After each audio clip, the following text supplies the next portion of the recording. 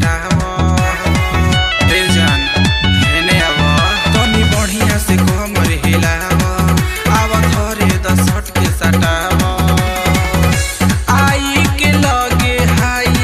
सब न मरी ले जा ले जा ले जा तो आई ठोला छूट जाई करे राज घूम जाई मलिक जात के भेजा आई ठोला छूट जाई करे राज घूम जाई मलिक जात के भेजा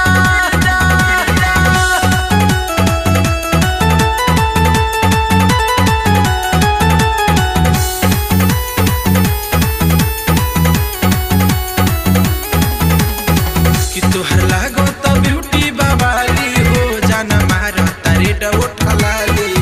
टच कहरी कते ही आले बुके तना आज बोला तू हमसे हाली हाली पैसा से तो पाजेबो आज कर पूरा मन मानी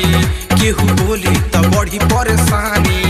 उहे होई ये सोना कहब जवन अपन कह दो हवाल जवानी काहे बाड़ू दूरी ये तना या बस सुन हे जा हे जा हे जा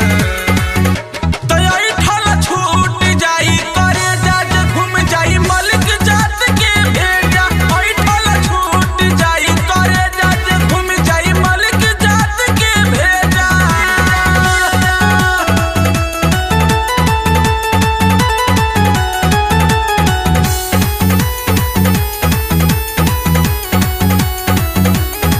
मन बिगड़ल पोशाक देखिया था हो बोला तो हर का बाटे इरादा हो कब सोचले ना हो सुनाए बेबी आज करो से मिली तो के ज्यादा ज्यादा हो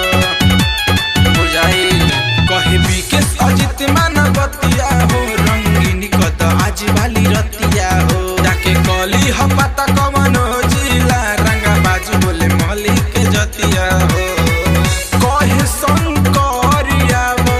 खाली बाबरे जा बरे जा बरे जा